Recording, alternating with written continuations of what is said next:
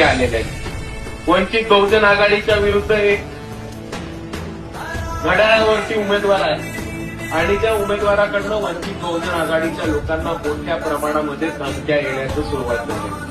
पण हे तेच वंचित बहुजन आघाडीचे उमेदवार आहेत, बाबासाहेब आंबेडकरांचे सैनिक आहेत आणि बाळासाहेबांचे छावे, जे कोणत्याही धमकीला घाबरले नाही आणि आजही रिंगणामध्ये इथे उभे.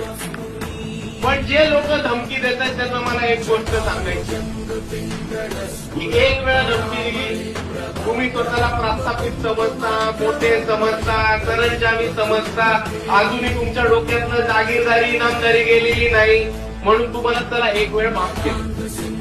पण जर परत वंचित बहुजन आघाडीच्या लोकांना धमकी देण्याचं काम केलं आणि उमेदवारांना बसवण्याचं काम केलं तर वंचित बहुजन आघाडीचे कार्यकर्ते घरात घुसून तुम्हाला ठोकून काढल्याशिवाय राहणार नाही. हा माझा सल्ला समजायचा असेल, म्हणणं समजायचं असेल तर म्हणणं समजा, सल्ला समजा, धमकी समजायची असेल तर धमकी समजा, मला फरक पडत नाही.